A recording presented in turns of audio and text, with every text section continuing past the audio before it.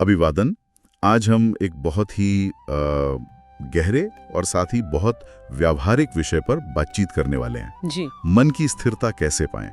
मतलब जीवन के जो उतार चढ़ाव हैं उनमें वो समता, वो संतुलन, वो कैसे हासिल करें। हाँ, ये एक बहुत बड़ा सवाल है आजकल। बिल्कुल। और हमारे पास इसके लिए एक दिलचस्प स्रोत सामग्री भी है जिसका शीर्षक है मन की स्थिरता, समता का मार्ग। अच्छा।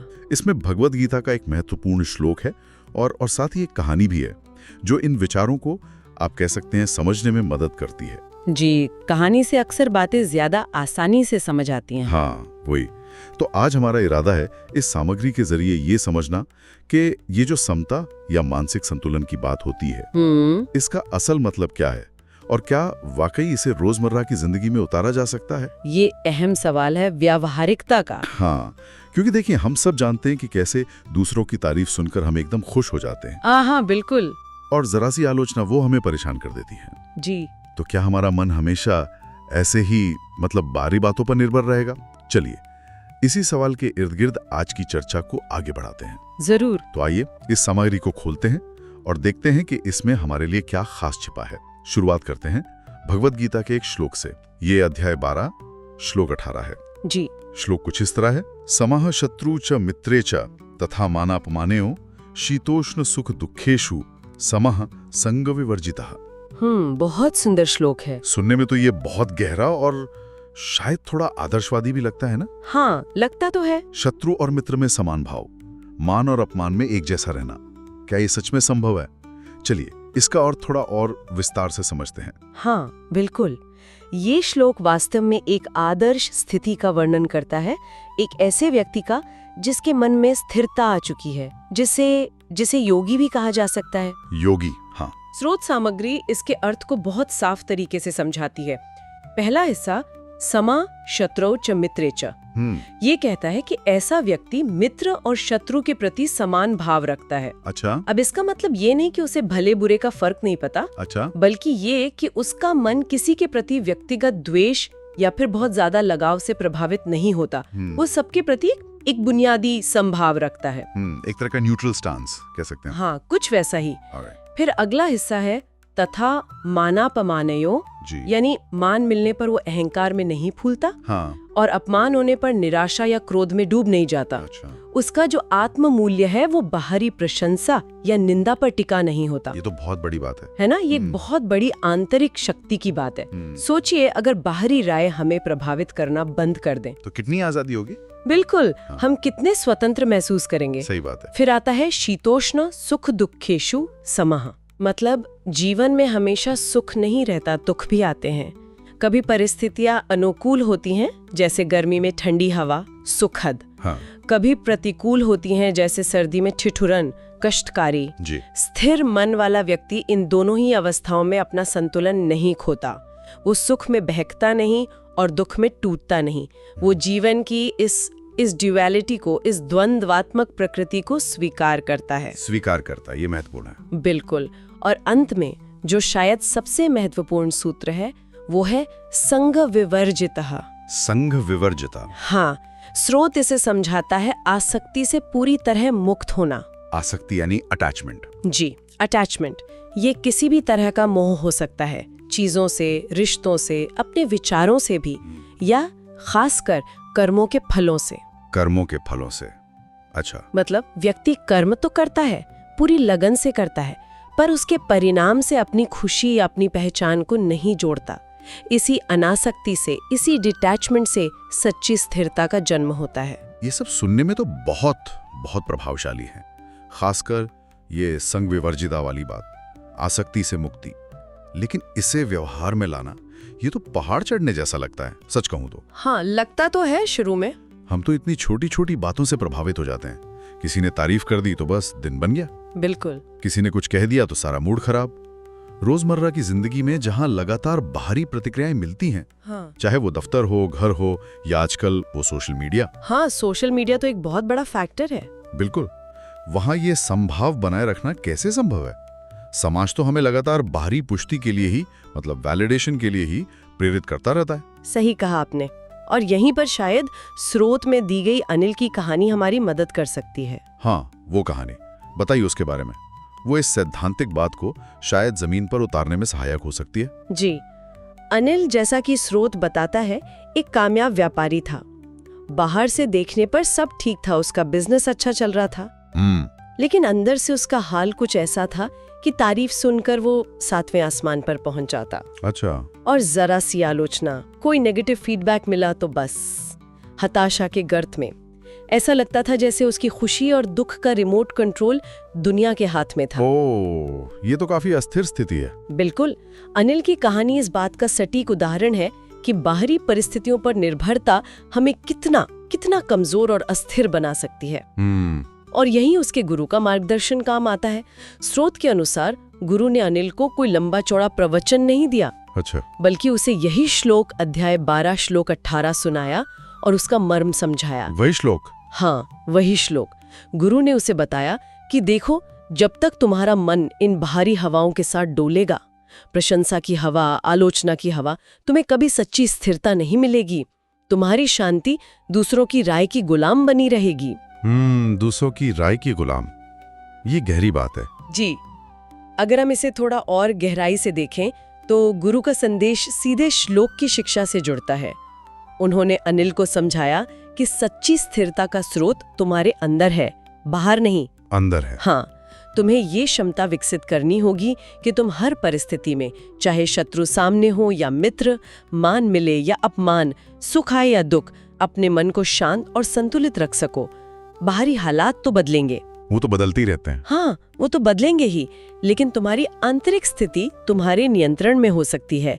ये एक बुनियादी बदलाव है, निर्भरता से स्वतंत्रता की ओर।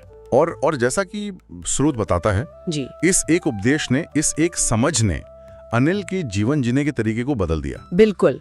ये बात मुझे हमेशा आकर्षित करती है कि कैसे सही समय पर मिला एक विचार, एक इंसाइट किसी व्यक्ति के पूरी दृष्टिकोण को बदल सकती है। हाँ, ये सिर्फ जानकारी हासिल करना नहीं है, नहीं, बल्कि उसे अपने जीवन में उतारना है, उसे जीना है। हाँ, उसे जीना।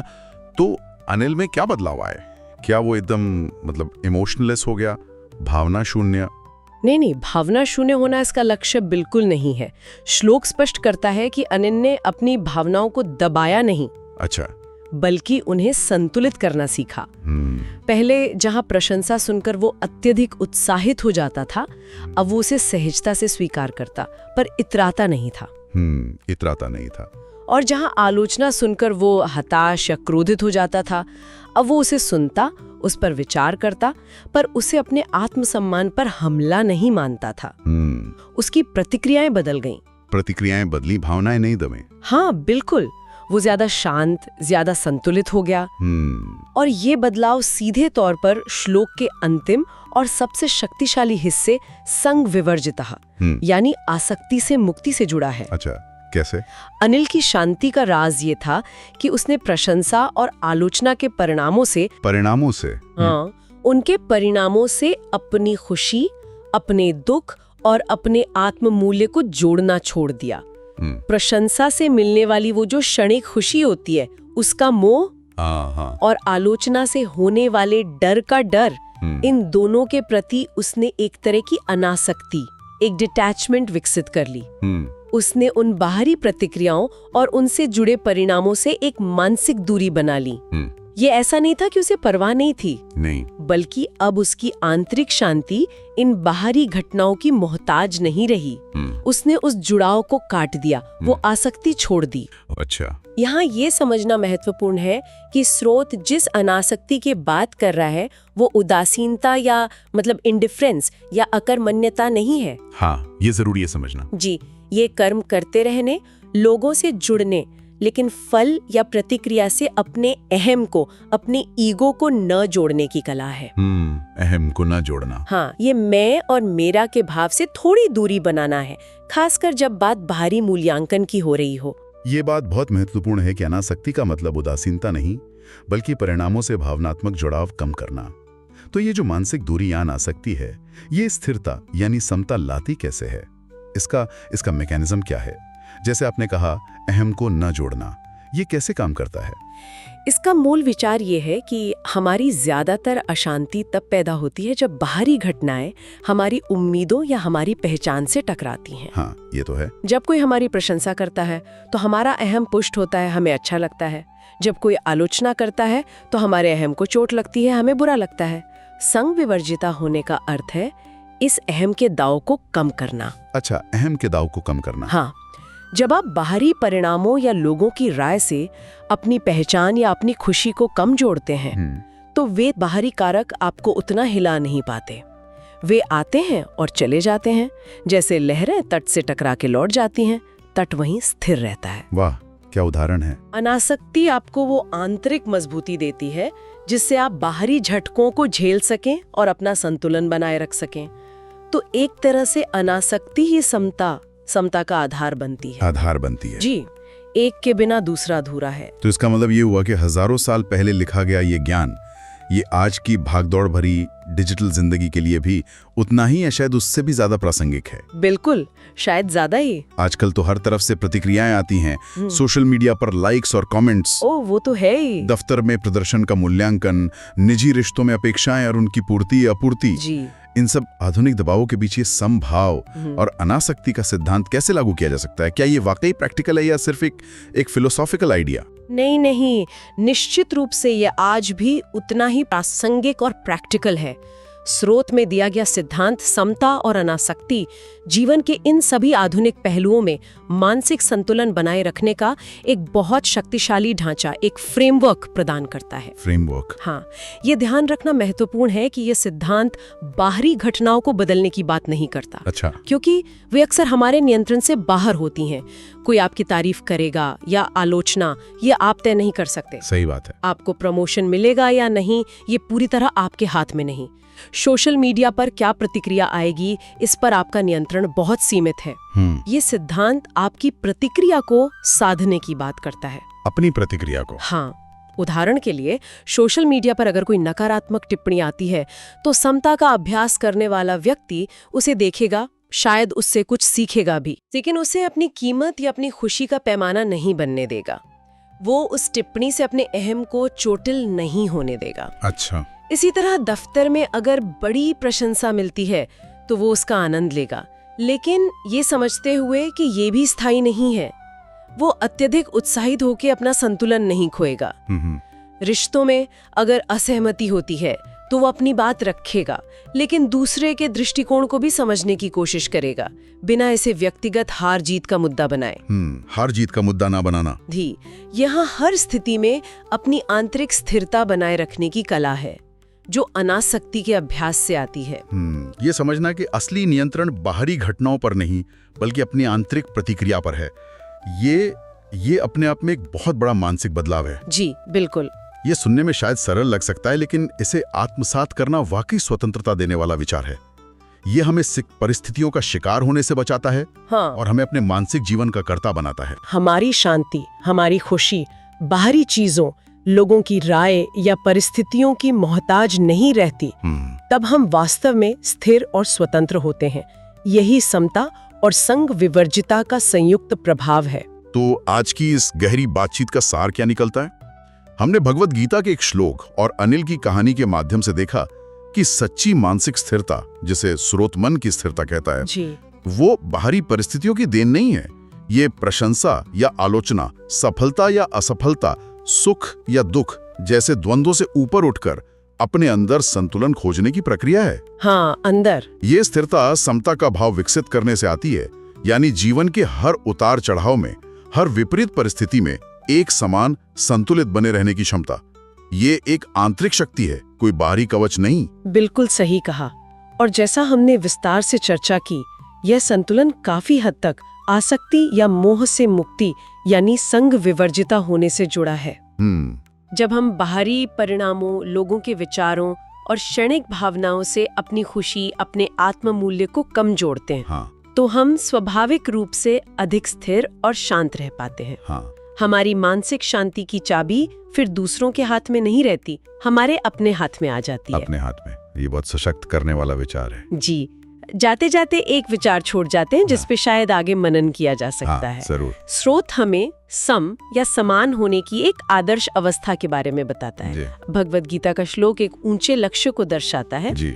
पर रोजमर्रा की जिंदगी में जहां हम लगातार छोटी बड़ी बातों से प्रभावित होते रहते हैं, इस समता का अभ्यास शुरू कैसे किया जा सकता है?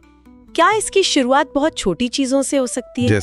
जैसे ट्रैफिक में फंसने पर महसूस होने वाली झुंझलाहट, होती है। या किसी की छोटी सी बात पर आने वाला गुस्सा, या तारीफ सुनकर मन में उठने वाली हल्की सी अकड़। या इन छोटी छोटी प्रतिक्रियाओं में थोड़ा सा संतुलन साधने का प्रयास करना उस बड़ी समता की ओर पहला कदम हो सकता है। मतलब छोटे स्टेप से शुरू करें। हाँ, शायद यहीं से यात्रा शुरू होती है।